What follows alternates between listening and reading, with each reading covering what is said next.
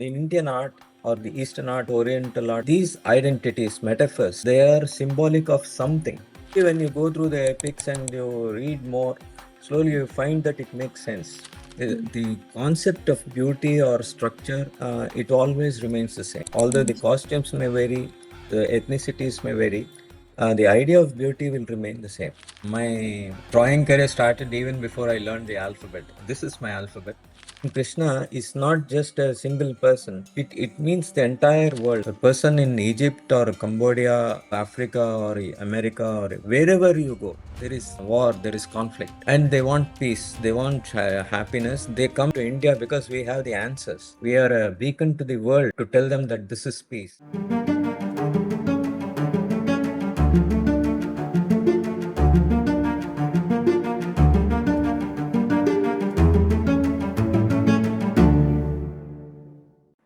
Namaste. Welcome to Bodh, a series of conversations that take a dharmic view on a range of subjects such as ethics, ecology, economy, technology, arts, culture, aesthetics. And to talk to us about art and paintings, we have with us today Keshav ji, who's a renowned painter. Keshav ji, thank you so Namaste. much for Namaste, joining us today. So, one thing that stands out for me in your Twitter profile that you mentioned, what a beautiful word. Yeah. It can seem very simple, but I think it's a really powerful statement given the world that we witness today, all the strife in the world. And of course, beauty has been talked about in our scriptures. Vedas talk about it. There is a renowned historian, art historian, Ananda Swamiji talks about it. Plato in Symposium talks about it. But I think even though you may not be trying to make a statement, it is a powerful statement given the trend in the art world today where art has become a means to glorify the grotesque. It has become a means to disrupt and disturb. So, when you say that the world is beautiful, I think it's a really powerful statement. What is the source of this statement for you? What is beauty for you?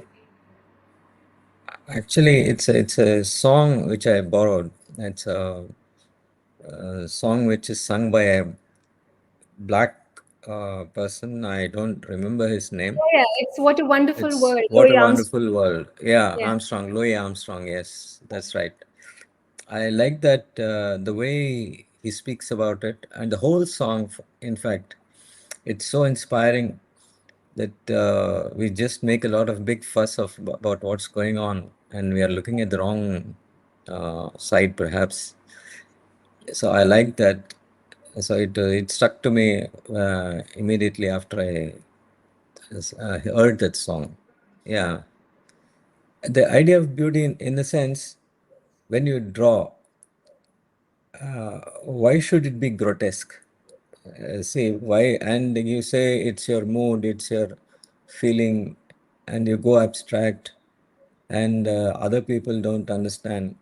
Why would you buy it and hang it in your house? Actually, Indian art says that you have to have peace, and when you put something on the wall and sit before it, you have to feel pleasure. I mean, you have to feel good at least. You can't hang somebody else's agony in your home. So everything has to be beautiful. Where it has to give you peace. So that's the idea of a picture when you have, because we in India had the practice of murals. Paper came to us very long time afterwards. It was sculptures and murals Mm. always. So they always uh, went for very pleasant themes. And there are rules like, for example, Chitrasutra and all. We have this in Vishnu Dharmatara, where it says anything which you hang in your home should give you peace. It should give you happiness. So if it doesn't have a core of peace or happiness and some tranquility, I mean, there is no point having any artwork at all. Mm. Because the idea of an artwork is to rejuvenate or give you inspiration or something like that. So that's why you always think it's not just divine. Mm. See, divinity comes later. See, whatever it is, because that is why we in the East, I mean, they call it the Oriental way or something like that. That is from Mesopotamia, that is Iran, today's Iran and Iraq to Cambodia, perhaps. That's called the East totally. They all have the ideal as the core, the ideal. That is, we stick to idealism. There is no way, that is, you have measurements because you think that this is beauty. If these lines are followed, if these measurements are followed, then you have an element of beauty. For example, a body, it is neither exaggerated because each person is being given sort of as compared to the other, because the devas or the gods have a different length and breadth. I mean, the know what you call the measurements. And similarly, then according to that, you have the uh, devas, then the danavas, the rakshasas, then the ideal man, the ordinary man. Then you have comic persons. Yeah, each person is given a measurement in relation to the god or other people. So they're all ideal. You don't have specific features for this. Hmm. There are only measurements. Hmm. So these measurements, so every time, they have in here for sculpture, you have this coconut leaf, that was the measurement. So every measurement, it was whether it was a 10-foot idol or a 2 feet idol, the measurements was through the leaf. They just folded it and converted into inches or, their kind of thing. It is 2 parts, 3 parts, 4 parts, according to that. That is how they made sculpture. So that is why the measurements, the perfect thing, that is from here to here, it has this thing, then from the nose, from the here. So everything is measured.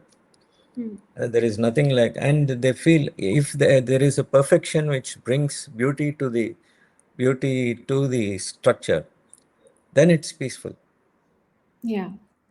So So there is it this should always be, yeah, there's this universal of idea of beauty because of yes, these measurements yes. you're saying. Yeah. So even because even after then they have these ethnic structures. For example, for example, Cambodia or China or Japan or in those places, you have the ethnic features keep changing. But Hmm. similarly, the ideals also, the measurements also keep changing. So for them, what is ideal? It is formulated over a period of time. Hmm. Hmm. So that is how, but generally, all these sculptures around these areas, they've all stuck to a particular ideal. Hmm. So you won't find exaggerated features. It is always ideal. Even whether you take Borobudur in China or any place, Angkor Wat or anywhere, Hmm. the concept of beauty or structure, it always remains the same. Although Hmm. the costumes may vary, the ethnicities may vary, the idea of beauty will remain the same.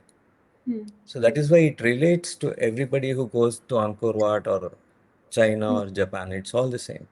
Yeah, it evokes that Yes, sort of yes. same feeling because We don't have the practice of doing anatomical sketches.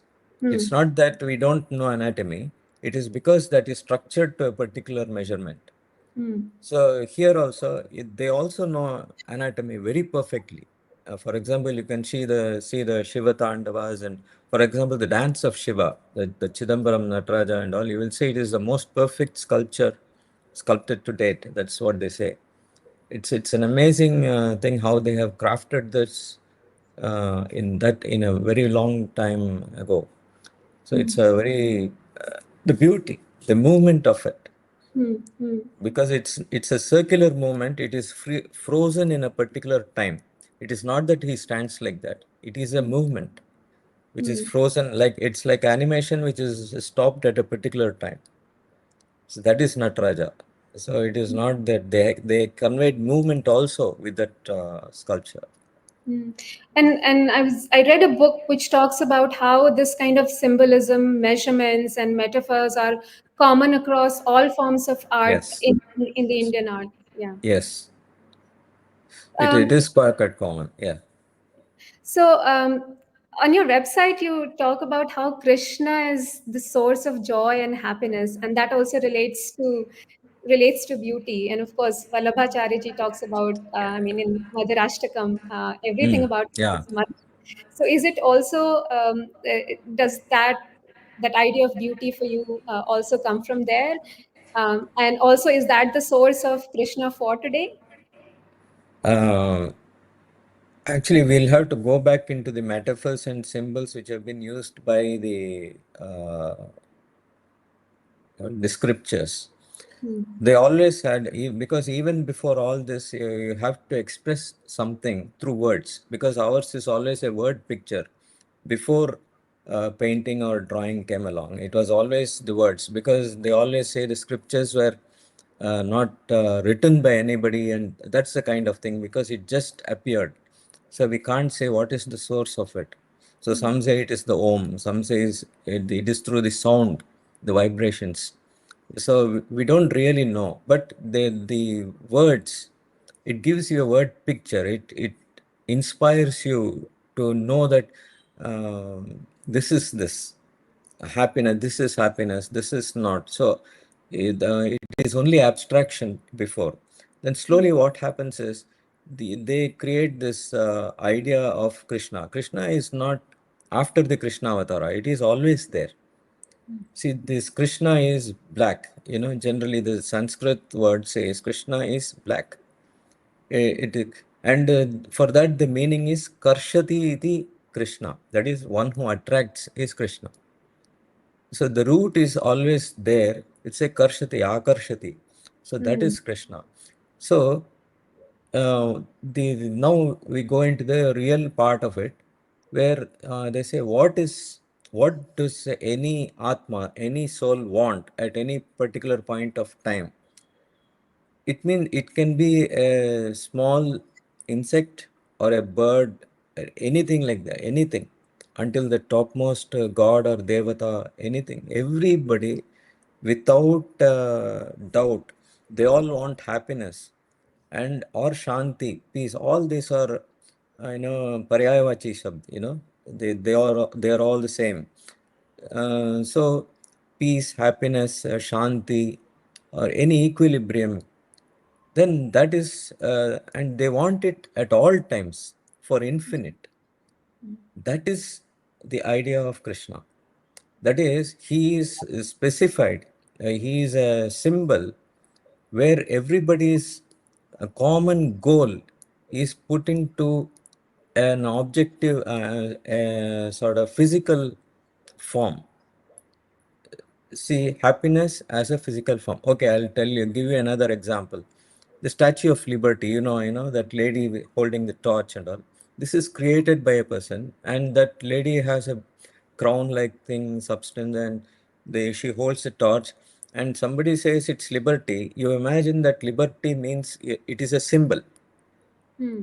So, for infinite happiness, let us put it that way. Uh, we have a symbol called Krishna. Hmm. So it can be anything. I mean, Krishna is not just a single person. It means the entire world. I mean, so many. There is only one.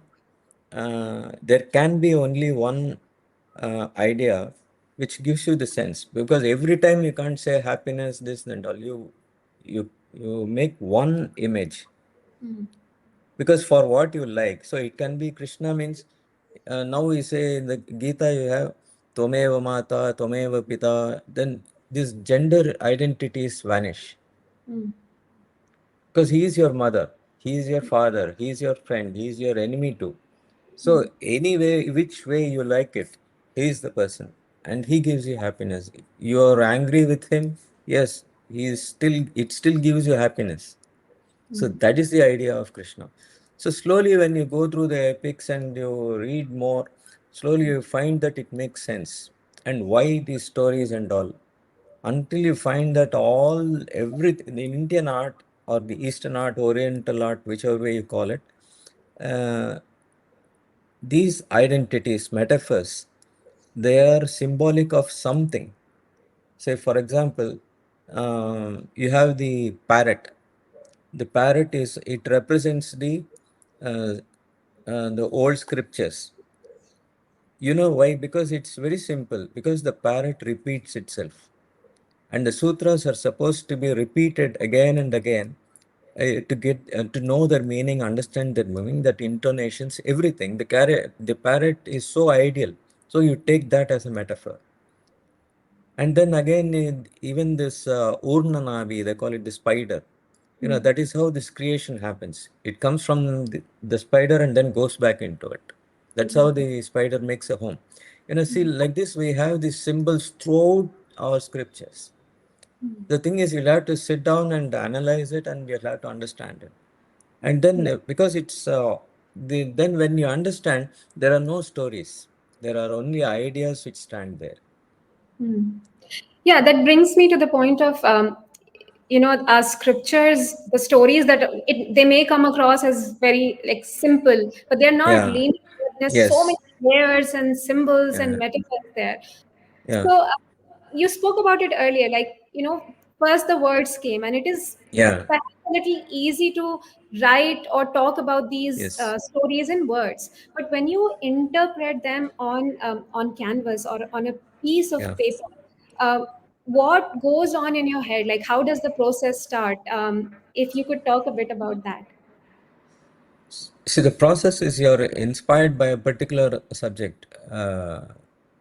There is something that when you read, I mean, any all the scriptures, it inspires you. So, I mean, there is no way that you read take any two verse, then there is something deep in it. So you'll have to go to the context. And what is the idea behind it? So what does the Gita say to you, or what does the Ramayana say to you? Then it slowly evolves that, say, you can when you go again and again, you read them again and again. The Ramayana is just it's the meaning of the Gayatri mantra. It is 24. So that is how it is. So how do you expand it? That is that Gita has the 24 aksharas, and the Ramayana has 24,000 verses, and each chapter and all it starts with the same letter. There are so many things which we have to learn from elders. There are so many things hidden in what they say. For example, I'll tell you what. See, this story of Vyasa. Vyasa is a writer. So when say Vyas, is writing. So Vyasa is a writer for all the scriptures or the compilation of the Vedas or the Mahabharata, all that he has written. He is the one who compiled the Vedas. He wrote the Mahabharata, but still he was not happy. This is the beginning of Bhagavata. So he says you have analyzed the Narada comes in. Narada is kind of divine person. He is a friend of everybody. So Narada is again a concept. It is not a person with Veena and all. It is a concept. It is there with everybody. He is a friend of every Rakshasa and every Deva, everybody, whoever you name. He is the person who comes because Narada is you'll have to go to the root. You'll have to go Narada. Where is the root of Narada coming in? So Narada is Naram Dadati iti Narada. So that is this Naram means wise words. So you're in conflict with yourself and you don't know anything. Then something good will come out from inside you. That is Narada. He always tells you good. It is always there within us and in everybody. So this and Vyasa was so devastated after writing this Mahabharata, these human conflicts. He was not happy. So he was sitting there beside the river Ganga. Narada comes. He tells, "You have written about the human condition, which is totally tragic. You all analyzed it so well.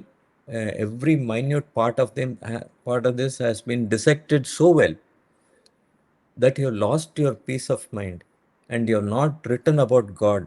You write about God, you will get peace." That is when he starts the Bhagavata, Srimad Bhagavata. It was after writing all this, like Bhagavata is the Purana Ratnam. They say that is the best of all the writing we have, and that is what will give you peace. So in the Bhagavata, you find that there is always one person praising somebody else. So X praises Y, Kunti praises Krishna, then Vidura praises Krishna, Maitreya praises Krishna. It's like that it goes on. So the entire Bhagavata is speaking good of others. That is what happiness is all about. And Yeah. that is why, we have to learn this. It goes a long way in making us come to our senses, and we are always thinking wrong. And what is wrong? You will have to go back and learn. They're all very simple concepts. Ramayana is a simple concept. Mahabharata is a simple concept. So, but you have to learn in detail, because these are what you call predicaments we face in everyday life. It is not sort of removed from our life. It is always within us, and it relates to us because it is still valid. That is the idea of Krishna for today, because it is still valid. And the only thing is, you have formula. You will have to know where to use the formula. So that is the idea. Yeah. So, if we could like pick one or two paintings of yours, and if you could explain how the symbols that you're talking about or the metaphors that you're talking about, how they work in a painting, so that we can explain it to the viewers.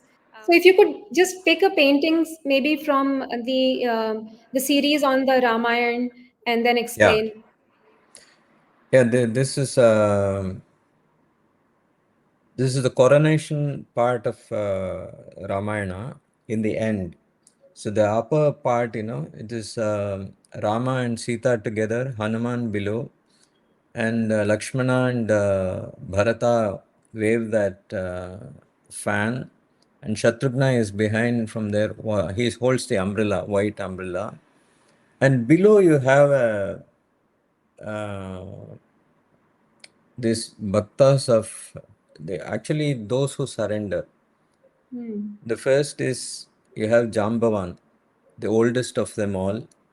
Then you have Sugriva, who Griva, he is the soul. He is a representative of the soul. Jambavan, because a bear keeps sleeping, he represents our reminiscences of the past. Jambuan is always going back, and he knows. For example, when Hanuman is not inspired enough to leap across to Lanka, it was Jambuan who gives him the idea, inspiration to go on. You can do it, because it is reminiscences which give. So it is all a symbolic thing, because that is why they use symbols which immediately tells you of, because the bear keeps hibernating. It is Hmm. reminiscences.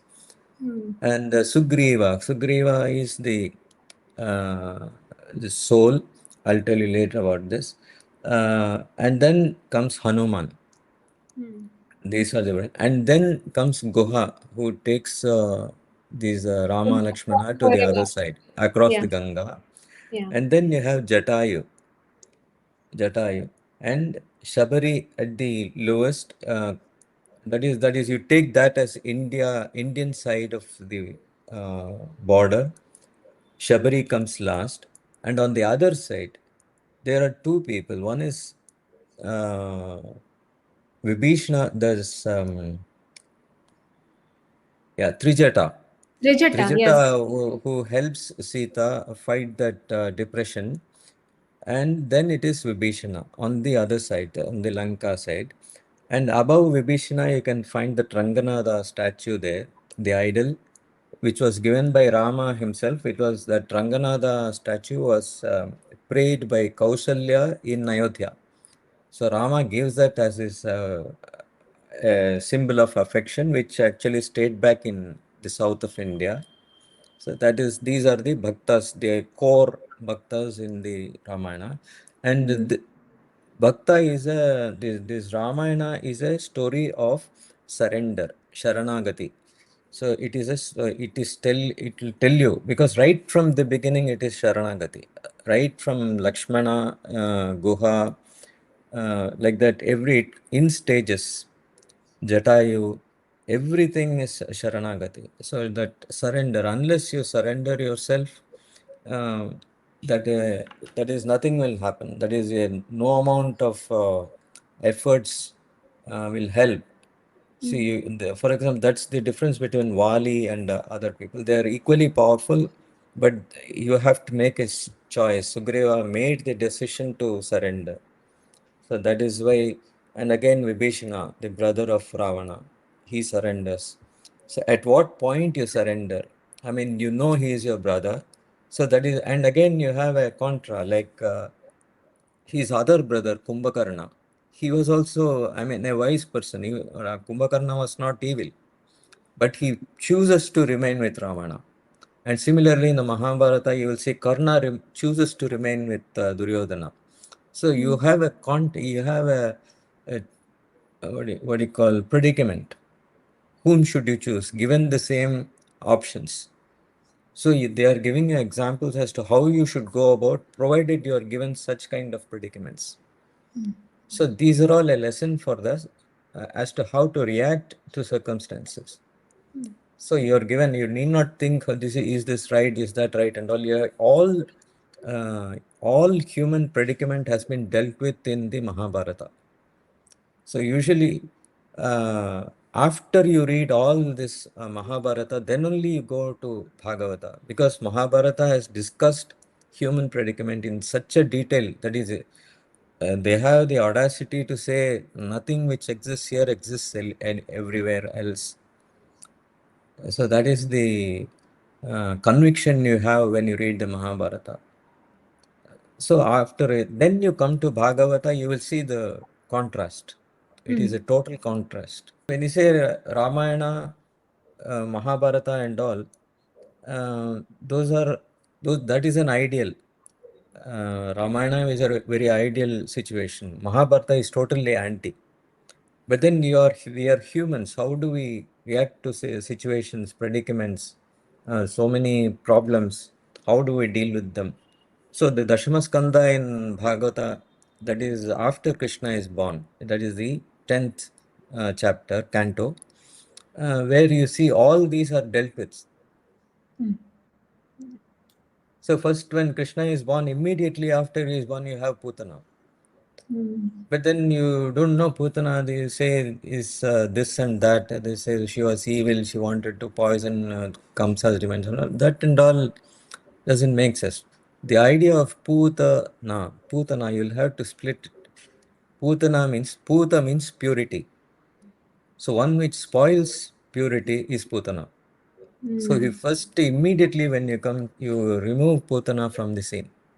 So that is when you come into the world, the first thing is remove the impurities in your mind. I mean, everything is in the mind. So these are all quite nuanced versions, but we cannot say all this in terms of words. So we go into visuals and then represent them. And usually Kaliya Mardana means you'll have to subdue your ego. It is not killing it. You'll have to subdue it. Every time it comes up, and they say whichever head came up, Krishna ran there and beat it down. So that is a huge, it has so many thousands of heads, because the ego always rises up.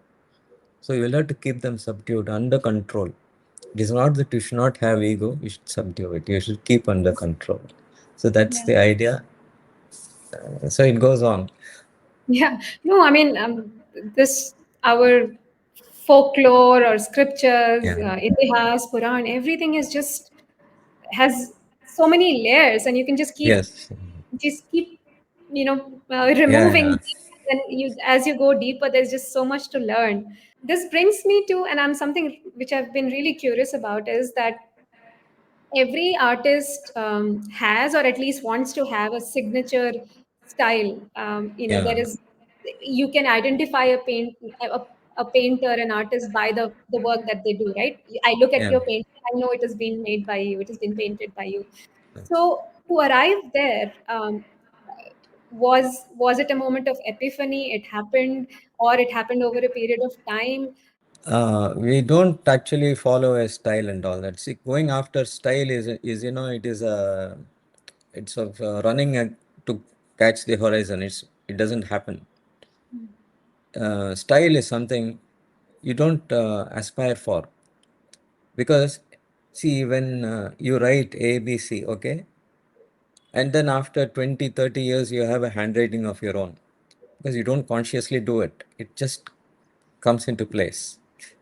So this one actually, when you go into academic drawing like the West does, you go for anatomy lessons and those kind of things. There also, it is the, for example, Michelangelo or Benini. See, there are two different people. They were working in the same marble. Michelangelo was power, whereas Benini's was beauty. See, there are two different things. So it depends on the core of your self, it comes out. Michelangelo's raw power, but then it was beautiful. But when you see Pieta, it is totally different. It is not, it is away from that, and David is away from his general sculptures where, it is body, muscle, and all that. Accuracy in anatomy. That is not it. So it has to speak to you, whether it is Bernini. For example, Bernini was more poetic. It is the same muscle, same anatomy, but then he was poetic. So the style says about the person, The person, yes. the Yes. person. So it is something which is inside you that bring it out without, that is not very consciously. Because when we were drawing, when we were taught, I mean, when we copy, I was never taught like this. It's always practice. So when you learn from the past, then you see Indian art was so much more ideal. It didn't have the structure of anatomy and all that. They were on to communication. There also it was communication, but the physical aspects were very overpowering. Anatomy, the study of anatomy was basic. In fact, they sketched the anatomy from the corpses and they studied and all that. That much deep. They know every nerve. I mean, we are not into that. We are into communicating through the human body the predicaments of our daily life. So there is no costumes are necessary. It's no, so whatever you draw is the costume. So the periods, it change. The time period it changes. So now, when you draw Krishna, for example, Kripalu Maharaj he was in Allahabad, no, this Mangad. There was one Kripaluji Maharaj. He used to say in his discourses, "What if Krishna appeared today? Why are you still wearing the same old yellow loin cloth and all that? You ask him to wear jeans. Yes, he will wear. You wear him what you like. So it is all in your mind. So it is your Krishna. You do whatever you with him. You give him anything. Now when he is a child, yes, he will go climb the bus and then take a auto, something like that. It is contemporary. So he lives on. He is an idea who has to be changed or adapted to the situation. So, but we are stuck with Krishna for 5,000 years. We know that he is eternal, but we'll have to make him contemporary. We'll have to make him real. So the new techniques I go. And this Ananda is Anandeti Brahman, they call it in the scriptures. He is a symbol of the entire human mind. So wherever he is, in whichever part of earth, or there are about say uh, 14 different worlds we have in different levels. So we don't know what is there. So wherever he is there. So this Krishna element will be there around centuries. So wherever he goes, you want happiness, he is determined by the word Krishna. So you make up your own Krishna. He is not necessarily because, and they have given a form to that Krishna. So that also means a lot, because it is not just because of style. He stands in this Tribanga posture, he's cross-legged, and then there is a bend. It's called a tri-bend, Tribanga. In dance, you have a form of Tribanga. Yeah. Then he holds the flute. So the flute has a meaning, and this Tribanga has a meaning. That is, you'll have to break down. The Tribanga is, we have three gunas which propel us to the guna, and the different kind of nature we have, like the sattva guna, rajo guna, and tamo guna, the three gunas. So these gunas are these three bends. You will have to bend those three. Then there is nirguna and nirakara Brahman. He doesn't have a form, but then you make him have a form for us to understand. So the sky is black, it is not, that is the color of Krishna, because it is infinity, it has no end. That is why in some pictures, I have used Krishna with stars in his body. He is the expanse, infinite. So it is communicated. Krishna is not blue. Blue, Neela, actually in Sanskrit is associated with black also. Neela means it is that part of space, because you have 100 suns in space, thousands of them, but still you can't light up the space. It is black. Because for us now we can see, because the sun is there, because it is so small and we are limited to that sphere.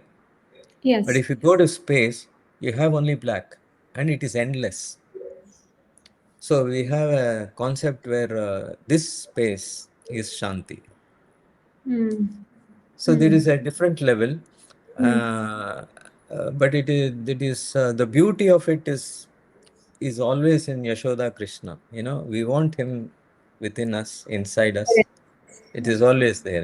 We can't go into that and confuse ourselves. They have given to us in a form like Krishna, so that you can always hold him. He is within you, and you can identify with somebody. We need a visual to identify with, so that's there. So whomever you think of, whether you say it is Durga or Tripura Sundari or Ambika or whatever, Shiva, everything is the same. That is, the truth is the same, one. In some of your paintings that I saw, I don't know if they are recent paintings or older ones, but there is some experimentation also that has happened. I don't know if there is some Egyptian influence, or I Yeah. saw that a dialogue of Dialogue Ar- with Arjuna, yeah, with Arjuna. Arjun. Yes, yes. Dialogue with Arjuna is about the Gita, because that is a dialogue with Krishna. Now, the other things like Spanish and Picasso types and Japanese Krishnas, Chinese, and see, whichever part of the world you go, this quest for happiness remains Shanti. So there is always tumult, there is always horror, there is always wars going on everywhere, at every home, at every sphere, and there is fight. So how you can't avoid all this? It is a part of nature. You can't avoid all this, but then you don't want it. Even the persons who are doing this, they want peace. They are facing it every time. Now, why is this happening? So this is the question. So then how do you answer this? So at every place around the globe, in the universe, there are problems. So the problem is common, the solution is also common. So for us, Krishna, um, we have a identity, but this identity does not belong anywhere else. But it is there. Their quest is also the same. See, a person in Egypt or Cambodia, whichever place you go, Africa or America or wherever you go, there is war, there is conflict, and they want peace, they want happiness. They come, most of them come to India because we have the answers. We are a beacon to the world to tell them that this is peace. So you also always say Shanti.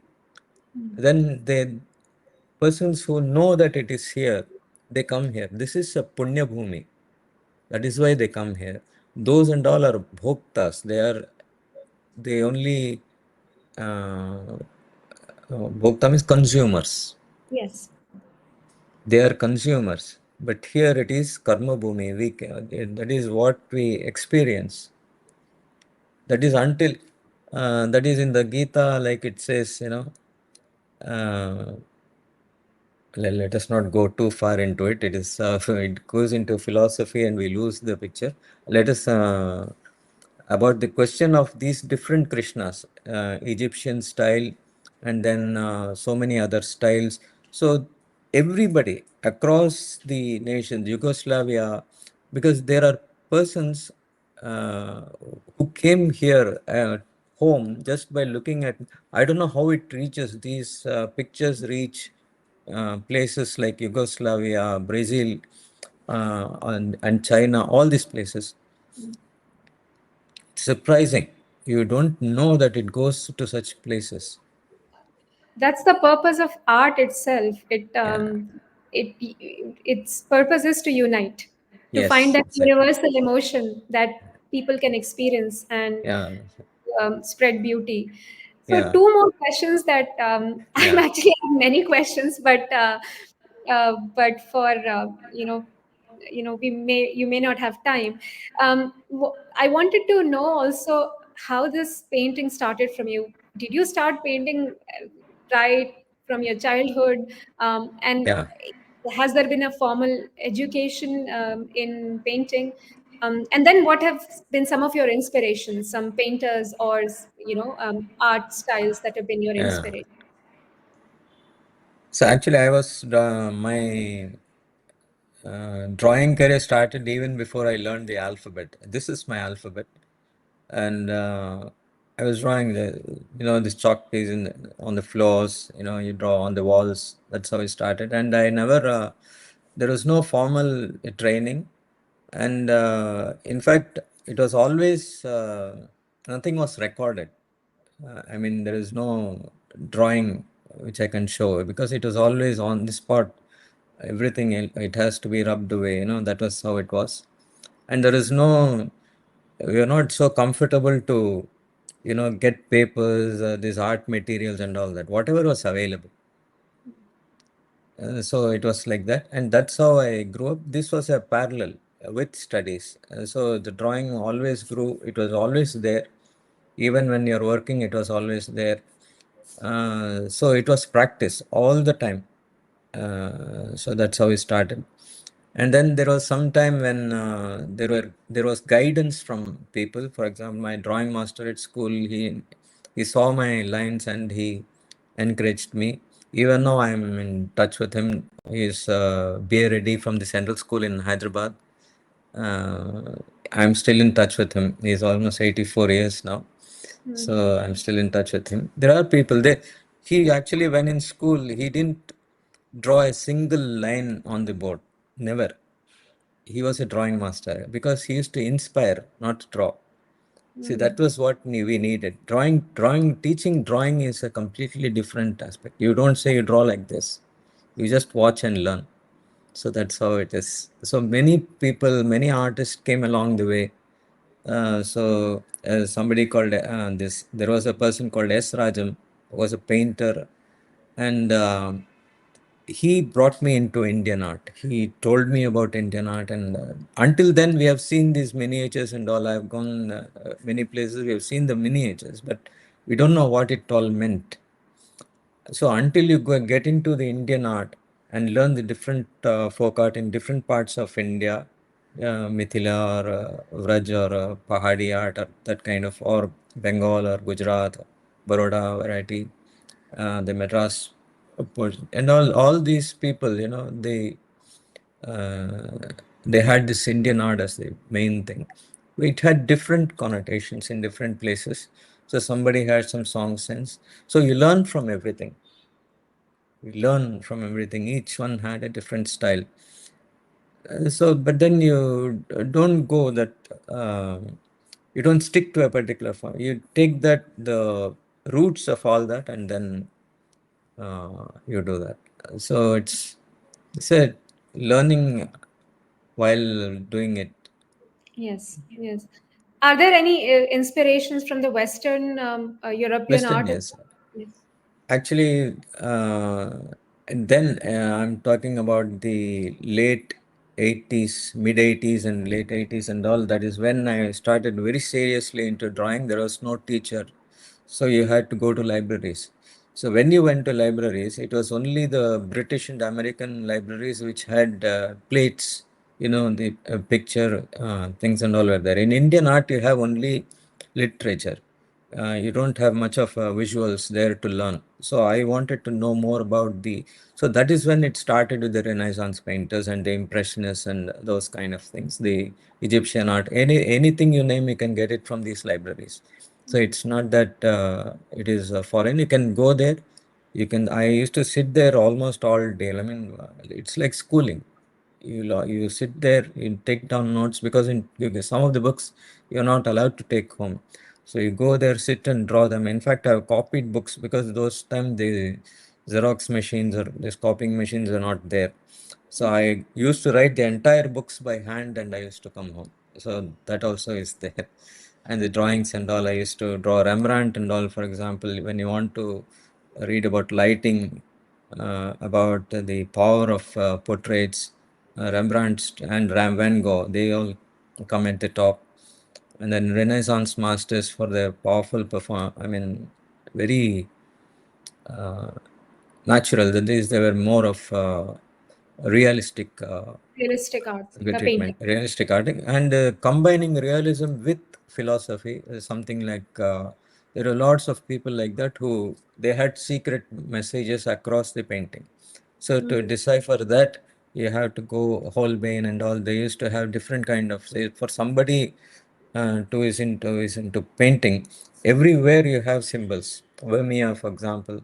So you have to read all that. So the communication we learn from so many that is artists around the world. So we have to learn. There is no bar on learning. So you can learn from any art. So I don't put a stop to learning. It always continues, and I'm still learning. So So we come to the final question then. Um, how important is sadhana, you know, for the work that you do? Like it is, you talk about Krishna. So do you have a sadhana routine that is there? Work, of course, is sadhana itself, but yeah, yeah. sadhana is just practice, Mm. simple practice, just riyas. It's something like that. Um, so you don't know. You're just staring at a blank paper, and you start. So you don't know. It's a miracle how it comes out. I really don't know. It's not that every painting is good and all that, but I learn from everything. Okay, after you forget that painting, you go to the next, and then you go back to your early work and say what was wrong with this painting. Then you will get it. So it is a question of learning from yourself and how others treat that. So sometimes there will be comments in the social media.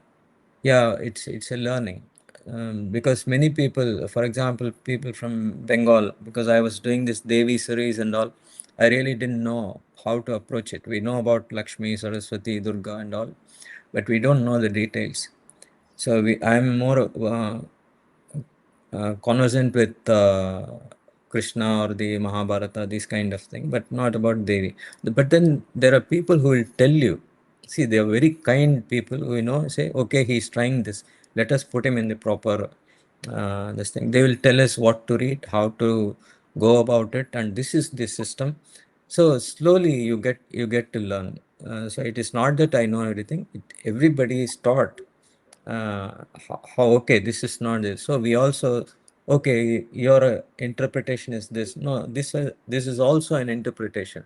Now when you have such kind of dialogues or discussions, you're more clear, and you allow other opinions also.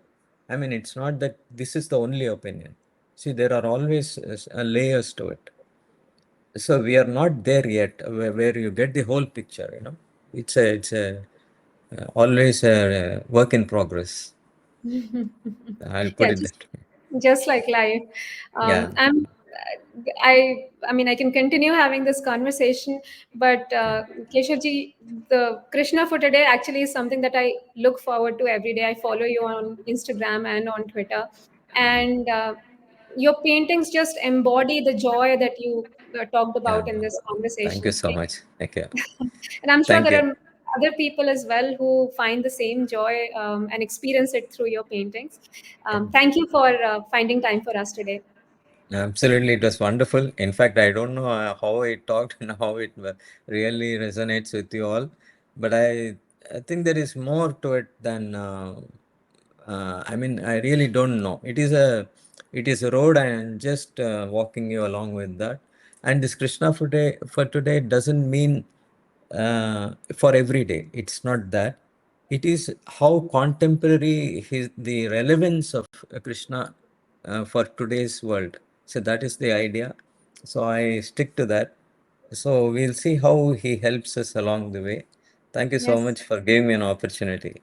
Namaste. No, it's humbling for me, and may Krishna's grace always be upon you. Thank you. Thank you so much. Thank you. Namaste.